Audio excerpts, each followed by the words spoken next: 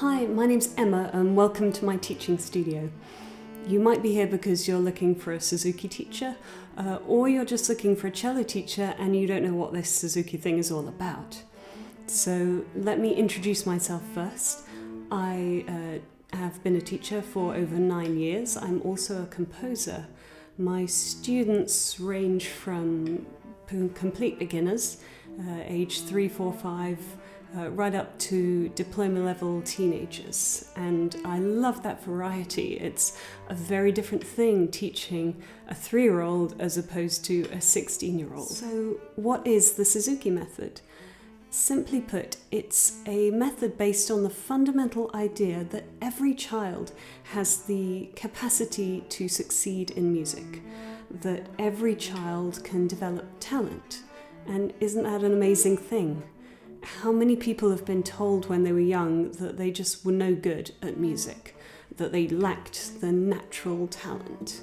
Shinichi Suzuki was a Japanese violinist who realized that generally every child is able to master their mother language.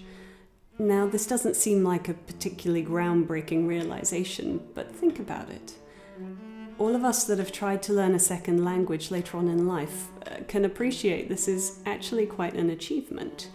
And how are 5-year-olds able to become expert? So I think there are 3 reasons. First of all, total immersion. They are completely immersed in the language from the moment they wake up to the moment they go to bed. The next thing is constant positive reinforcement. Their parents play a huge role in this, and everyone around them. When a child starts to speak, they are encouraged all the time by everyone, and they want to try it and get better. And the third thing is related to that: practice. They are always practicing their language skills. This fluent 5-year-old is not a genius, they're just a typical child. Suzuki realized that if you could replicate this perfect learning environment for languages but for music, then any child could develop musical talent.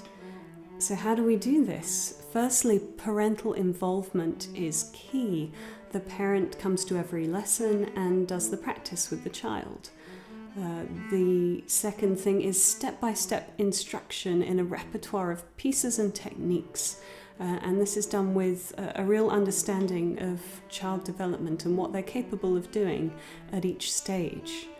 Thirdly, prioritizing listening is crucial. So each book comes with a CD of the pieces.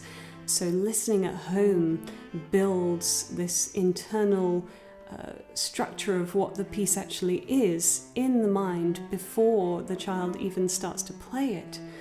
So it's almost not even like you're teaching them the piece, you're drawing it out of them because they already know it. And thirdly, there's a group element to Suzuki. Each child has an individual lesson and a group lesson, and the group lesson is really important. The social aspect, the way they learn from others and the way they learn to play with others. It really helps with the motivation as well. And the support for parents. They get to meet other parents who are in the same boat and chat about what's going on. The ultimate aim of the Suzuki Method is not to create child geniuses or professional performers, although there are a lot of people that do go on to play professionally.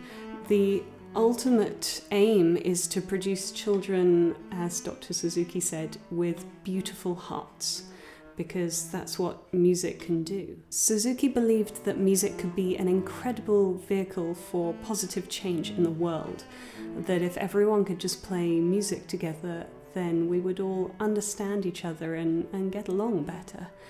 And I believe that. I've been playing the cello since I was 4, and I learnt in the Suzuki Method. And it's given me so many opportunities to meet new people, to make new friends. My life would have been so different without it. So it's a privilege to share this with other people.